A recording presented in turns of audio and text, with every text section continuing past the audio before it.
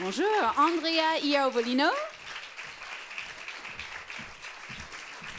Et puis les acteurs du film Johnny Depp et Mark Rylance.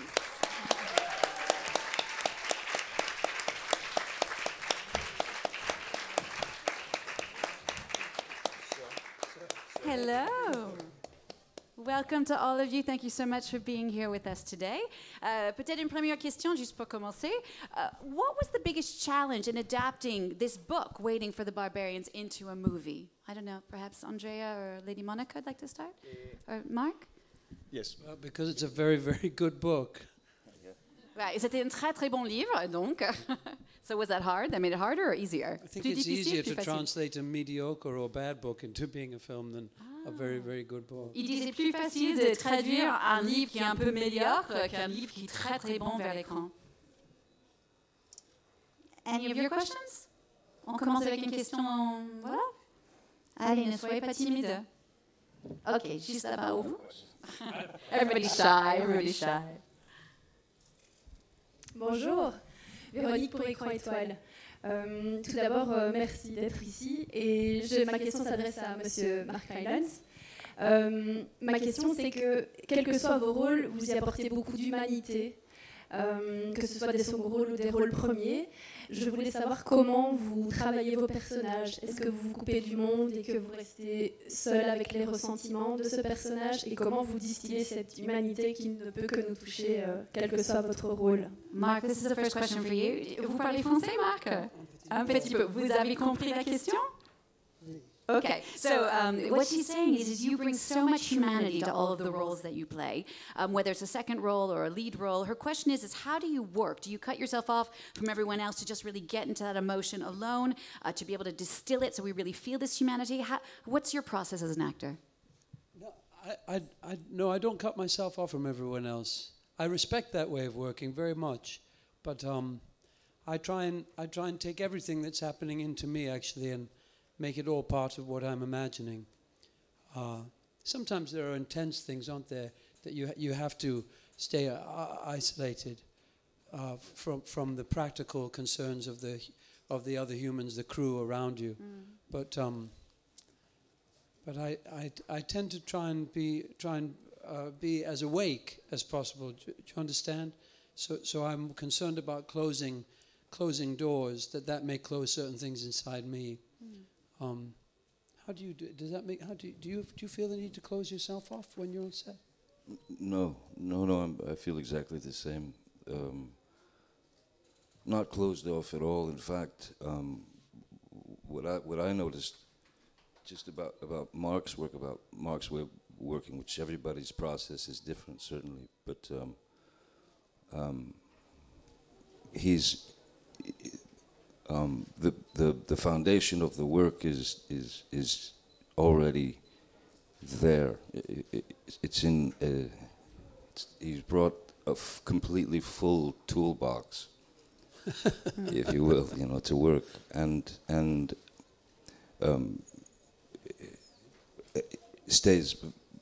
is available to access whatever he needs within that given moment. So his work is very free. And he's able to go anywhere in a scene. That as the recipient of his words,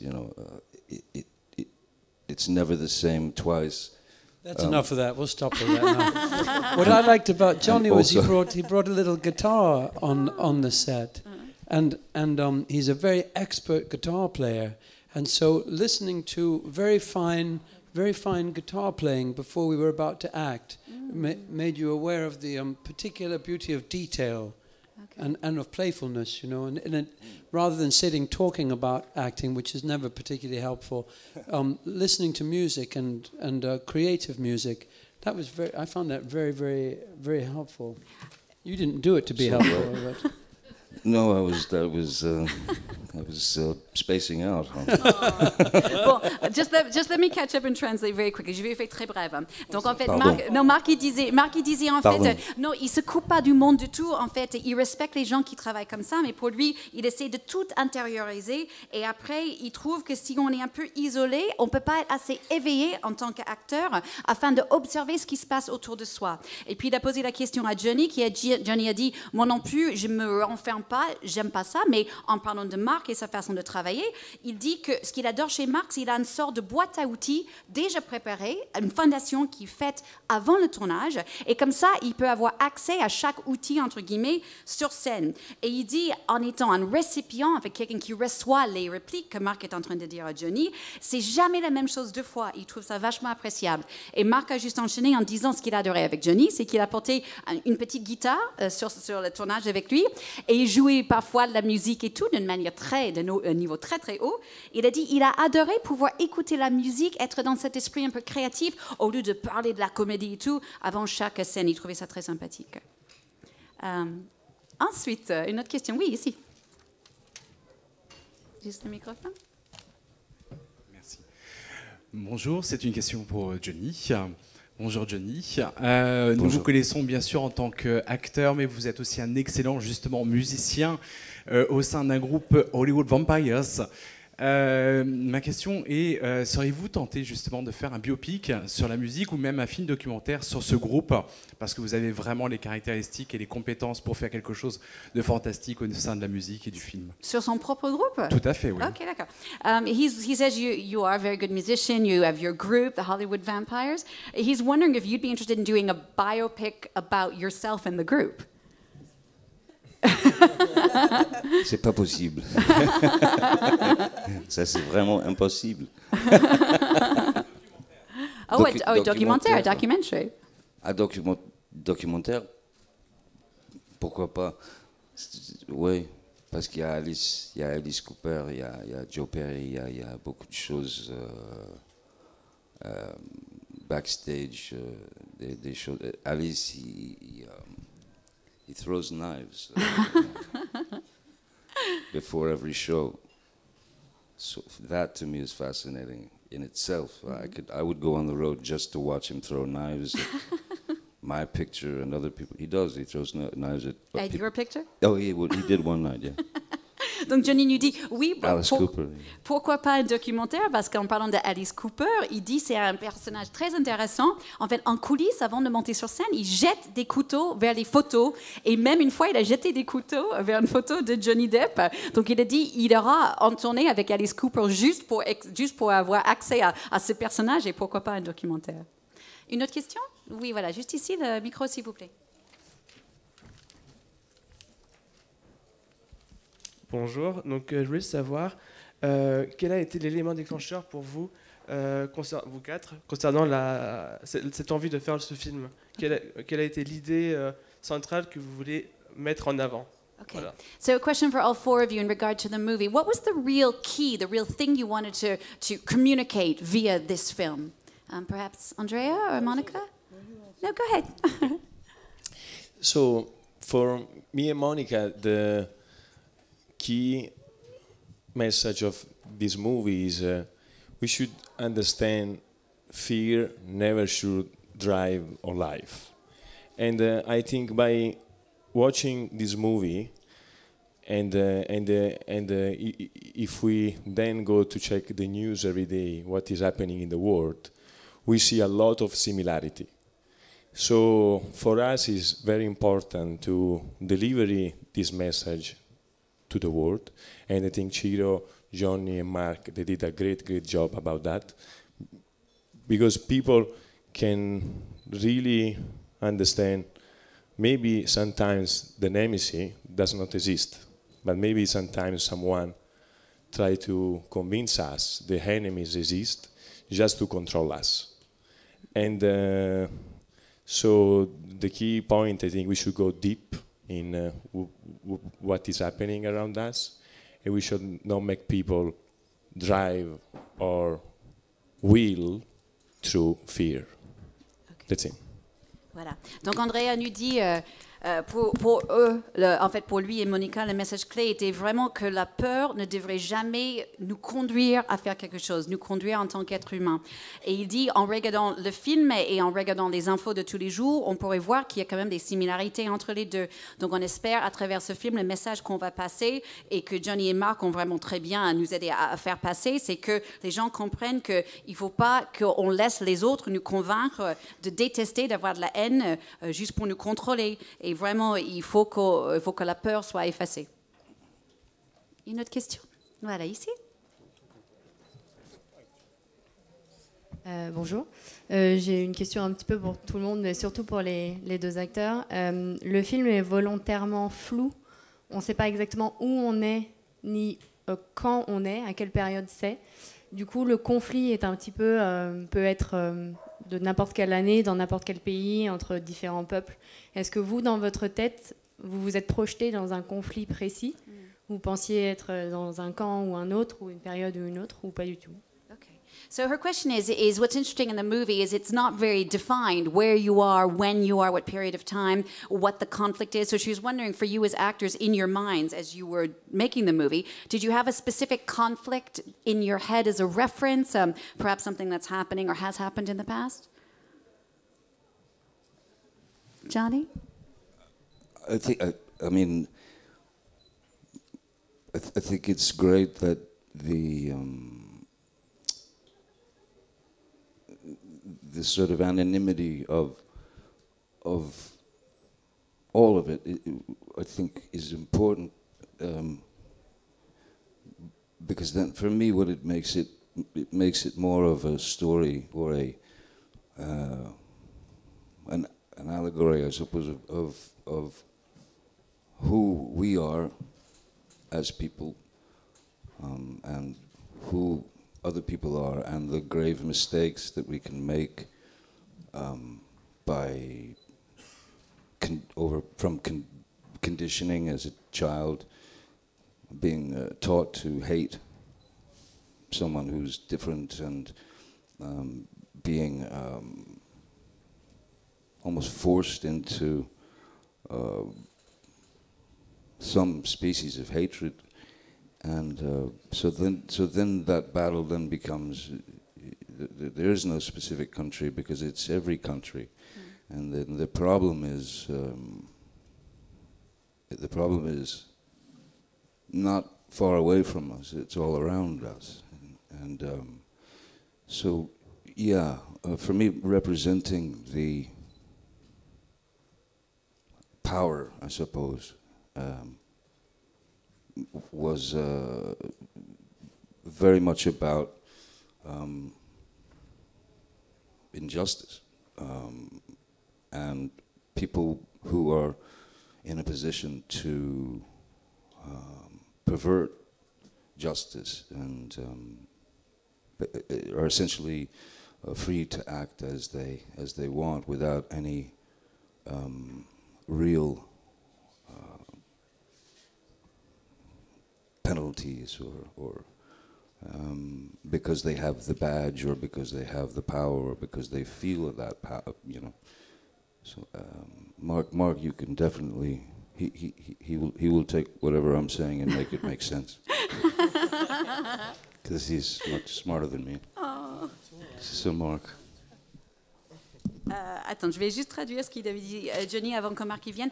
Donc Johnny dit, ce qu'il aime bien, c'était justement cette notion que c'était anonyme, parce que pour lui, c'était une métaphore vraiment de qui nous êtes en tant qu'être humain et qui les autres peuvent être, et des erreurs qu'on fait tous, soit par les choses qu'on apprend en tant qu'enfant, qu'on nous apprenne tout petit de détester tout ce qui est différent, qu'on est un peu forcé dans une façon d'avoir la haine.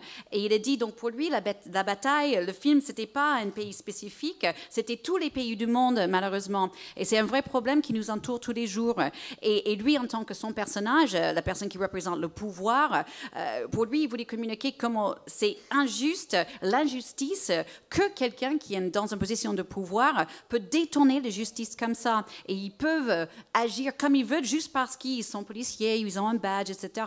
Et après, il dit, mais Marc, je suis sûre qu'il va dire tout ça beaucoup plus clairement que moi parce qu'il est beaucoup plus intelligent que moi. Go ahead, Mark, you want to add something? I will say something, but not to clarify my friend's very wonderful words and thoughts and exquisite thinking.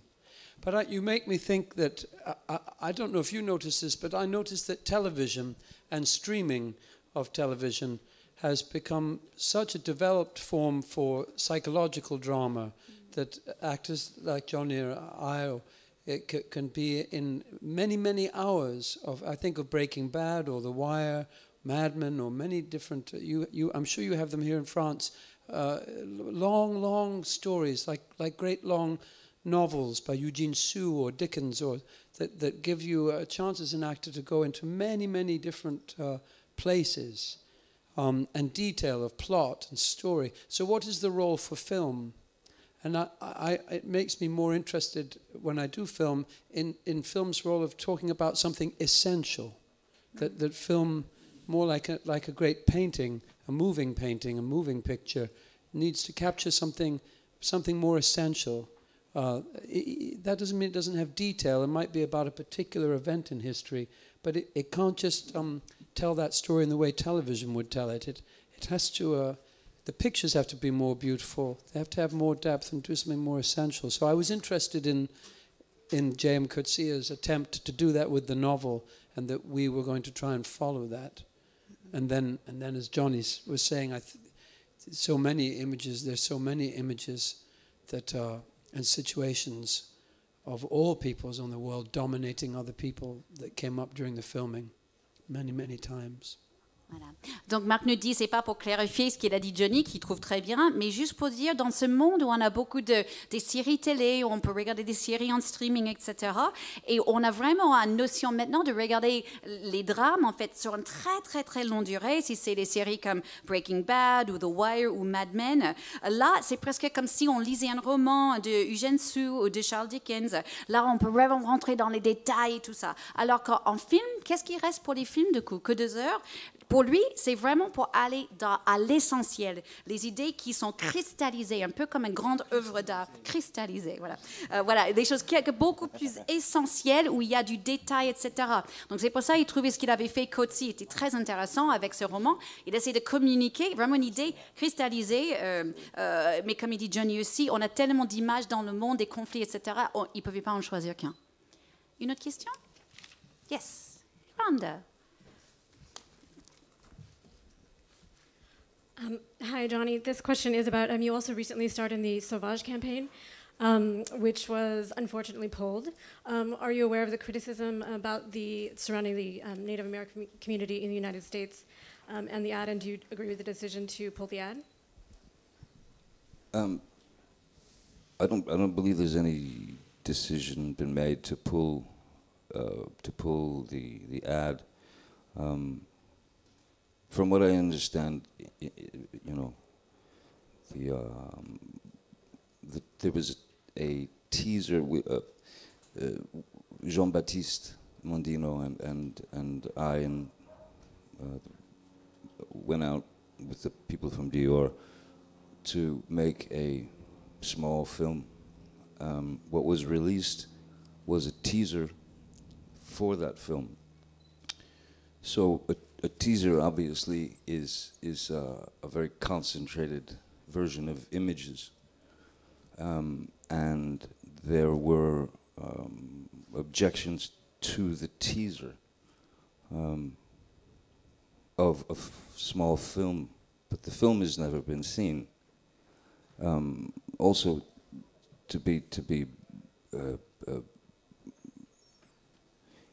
there was never. And how could there be, or how would there be, any dishonorable the film was made with a great respect for the indigenous peoples, not just of America, certainly of North American, the natives, but all over the world. It's a pity that people jumped the gun and made these objections. However, their objections are their objections. So what's essentially what's happening now? We went, first and foremost, we went to several nations of the Native American community, with not only their cooperation and their amazing help and their attention to detail. LaDonna Harris, for one, who is my Comanche mother, has taken a lot of heat over this because she was because she helped, and she and her organization have taken heat unnecessarily and very unfairly. So what we're doing now is myself, Jean-Baptiste Dior, LaDonna, and all the beautiful people of the Comanche, the Utes, all of the nations who did help us are going to have a sort of get-together with the complainant, whoever has objected to this. But I can assure you, no one has any reason to go out to try to exploit. It was a film made out of great respect and made with great respect and with love for the Native American peoples, to bring light to them. They haven't, let's say, they haven't had the greatest amount of help out of the United States government. So I thought it was I thought the initial idea, I still think the idea is as pure as it ever was. So we'll come to an agreement so that everyone's happy. And I think that's fair. Thank you. Voilà, donc les questions étaient sur le polémique qui est autour du campagne Dior par rapport aux Américains natifs aux États-Unis. Et Johnny déjà il dit que je ne crois pas qu'il y avait une décision qui a été faite pour retirer le pub pour l'instant. En fait, ce qui était sorti était un teaser avec Jean-Baptiste Mondino et Johnny, et ils ont discuté avec les gens de New York. Et en fait, ce qui était juste sorti jusqu'au présent, c'était un petit teaser pour le film. Un teaser, bien sûr, c'est beaucoup des images concentrées. Il y avait quelques objections à ce teaser, mais pour l'instant, le film en soi n'était pas encore vu. Donc, moi, jamais de la vie, est-ce que j'avais envie de faire quelque chose qui n'était pas honorable. Le film était fait avec beaucoup de respect pour les peuples indigènes d'Amérique du Nord, mais autour du monde. Et je trouve ça dommage qu'il y avait certaines personnes qui sont allées très, très vite pour avoir des objections vers quelque chose dont ils n'ont pas vu en entier. Donc, nous, on va essayer de trouver une solution pour tout ça. Donc, on est allé voir les peuples des communautés indigènes aux États-Unis. On travaille avec eux.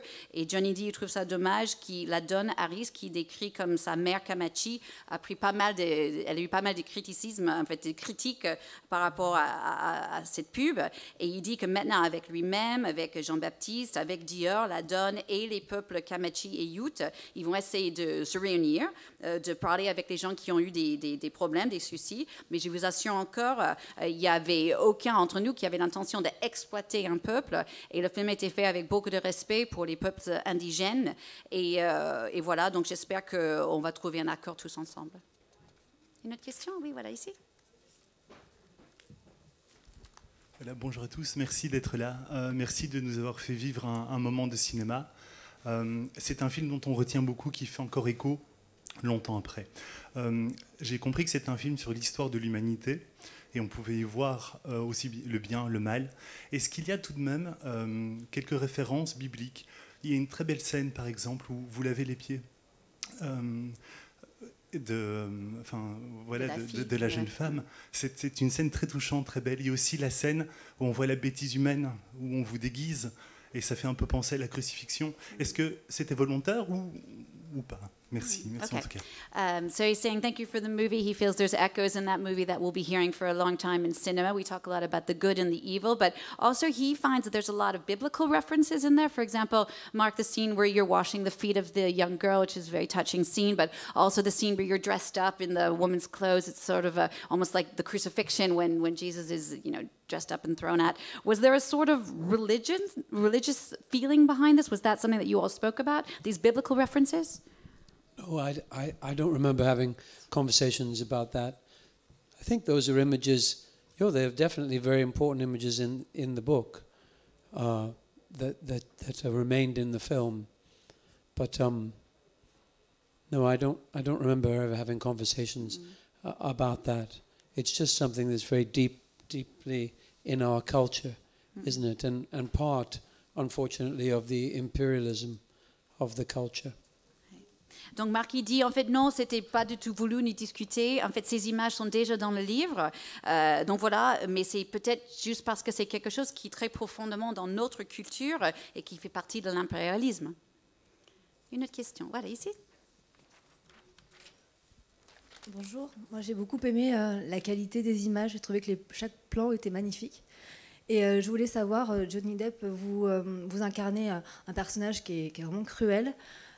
Comment vous êtes qui vous a inspiré, comment vous avez fait pour incarner ce personnage, sachant que vous portez des lunettes, donc très peu de choses passent par le regard.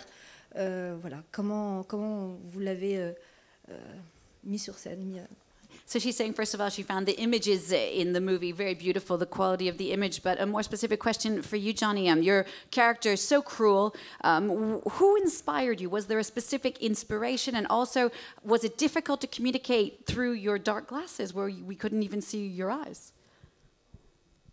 I sort of love the, because communication, most communication, real communication, deep communication is done through the eyes. I sort of love the fact that I was rid of that luxury, you know, in a way, because taking the eyes away, of course, it's unsettling to the person you're sitting across from. He can't get a pinch into what you're thinking. I think what I was looking for most in Colonel Joel was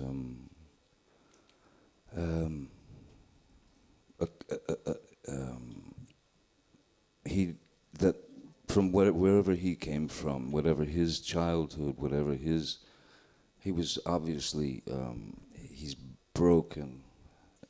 He's a shattered toy, but he's built these very, very strong walls, and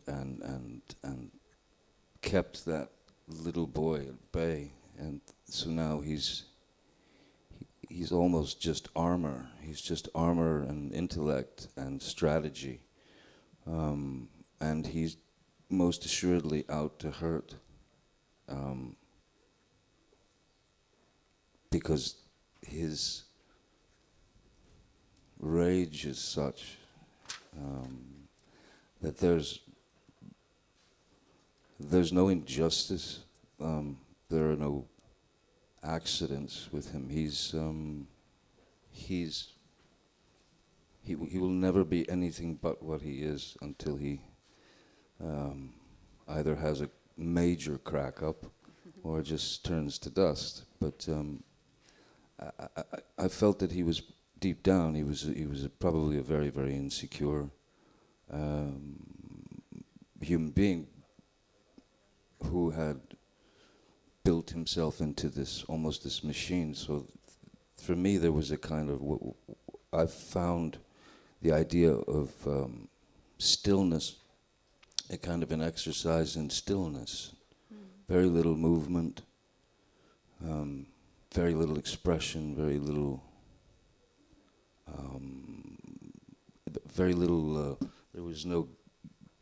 there was no question that Joel would ask Mark's character that wasn't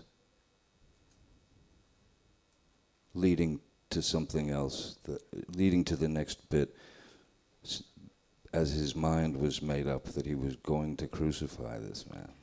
And that was just what he wanted. And then in the end, as Mark and I spoke, and there's this silent realization that we're basically the same. We're essentially the same. He in his caring, his kindness, and his rescuing of the girl, and that well, you say it best, so I'll let him continue. No, the rescue of... Mark, take the microphone, please. We both are victimizing the girl. We're both keeping her in the position of a victim, one by torturing her, one by rescuing her. Neither of us are offering her her own room, her own house, maybe access to a doctor to help her with her illnesses. But we both are alive. It's interesting, your question about Christianity, and how I'm just suddenly thinking how many of these atrocities towards indigenous people have been done in the name of Jesus Christ.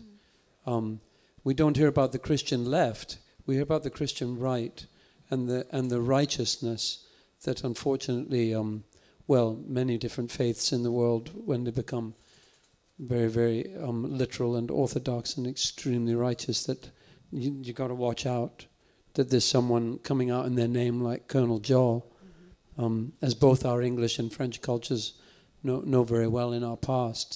So unfortunately, we have to make a address of that. Can I ask a question? Sure. Do you want to translate all this first? Yeah. Sorry, give me one sec. So voilà. Donc la question était sur les yeux. Et Johnny disait qu'en fait, effectivement, d'habitude, quand on communique à travers les yeux.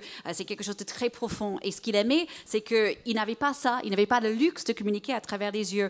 Quand on enlève des yeux, c'est vrai, c'était un peu pas évident pour lui parce qu'on avait du mal à rentrer dans ce qu'il pensait Colonel Joel. Mais ce que Johnny dit, ce qu'il cherchait le plus dans le personnage, c'était d'où il venait. Et pour lui, d'où il venait, c'était une enfance qui était cassée. Il a décrit comme un jouet cassé qui a construit des murs autour de lui pour garder ce petit garçon très, très loin. C'était quelqu'un de très stratégique, très intellectuel et qui vraiment se servait de son colère pour justement faire mal aux autres. Et il a dit que ce personnage, à la fin de son histoire, il va soit complètement devenir fou ou soit il va juste désintégrer. Et au fond, il trouvait que le personnage de Colonel Joel est quelqu'un de très insécure, pas sûr de lui, qui l'avait transformé en machine. Il est devenu machine. Et finalement, ce qu'il a dit sur Colonel Joel, il trouvait que c'était quelqu'un de très statique. Donc pour le jeu, il était beaucoup dans le statique. Très peu de mouvement dans les yeux, dans le corps, était très statique. Et ensuite, il disait que par rapport à ce qu'il trouvait intéressant, et c'est là où Marc a enchaîné, c'est lui et le personnage de Marc sont tous les deux un peu les mêmes en quelque sorte. Parce que lui, il essaie de tuer la fille, entre guillemets, de la casser. Et Marc, le personnage de Marc, le magistrat, lui, il veut sauver la fille, mais en la sauvant aussi, elle est toujours une victime. Donc il dit, il n'y a ni l'un ni l'autre qui lui donne ce qu'elle veut vraiment, qui est son propre espace, sa vie, un médecin. Et après, Marc, il enchaîne en disant, je pense à votre question sur la chrétienté, je ne sais pas comment dire, Christianity. Il dit, la plupart des choses terribles qui sont arrivées dans notre vie, ils viennent justement aux peuples indigènes par les peuples chrétiens. Et il dit qu'on parle beaucoup du droite chrétienne. On ne parle jamais du gauche chrétienne, on parle du droite chrétienne. Et il dit, ce n'est pas juste les chrétiennes, il y a beaucoup de fois, beaucoup d'autres fois où on va un peu trop loin. Et c'est à partir de ces moments-là où des gens comme Colonel Joel peuvent arriver, comme on a vu malheureusement en Angleterre et en France, et aux États-Unis d'ailleurs. Sorry, Mark, go ahead. I wanted to ask a question of Monika and Andrea. I know that Michael Fitzgerald, I think he's the lead producer. For 25 years, he's wanted to make this film. There was a time he was trying to make it with Werner Herzog. There was a time with many different artists that he's been trying to make it, and he's had great difficulty raising the finance. And I wanted to ask the two of you, what it wouldn't have happened without you coming and financing it. It's so difficult to make films. What was it that gave you the confidence to back this film? And if you can share with us, what were the great concerns or risks that you had? I know he approached me, Michael, 3 years ago, and we've waited it's taken that amount of time. Voilà. Donc juste la question de Marc, il dit le producteur principal, en fait, qui s'appelle Michael Fitzgerald, ça fait 25 ans qu'il voulait faire ce film. À l'époque, il y avait Werner Herzog qui était attaché pour réaliser, mais il ne trouvait pas les fonds, il ne trouvait pas le financement. Donc sa question pour Monika et pour Andrea, c'est qu'est-ce qui leur a donné la confiance de justement donner l'argent pour ce film et quels étaient les risques dont il avait peur avec ce film? Parce que Michael dit, ça fait 3 ans qu'il attend de faire ce film et enfin c'était grâce à eux qu'ils ont pu le faire. Andrea? This is a very interesting question because when Michael approached us to ask finance for this movie, our team, they do the same job as any other company does. So, and he was trying to raise funds for this movie for, again, 25 years. And he went basically a little bit everywhere. And he didn't, because I think a challenge in our industry is, which this is totally different in our company, because we drive decision in a different way. But in our industry, in the way you get financing for a movie, you receive a script, professional people read the script, then they do sales estimate, and then based on this mathematic formula, they choose, okay, we go ahead, we don't go ahead. So they don't really go deep on the message. Because no one try to take the risk, because it's do a movie like this, I mean, to take on the business point of view a very big risk.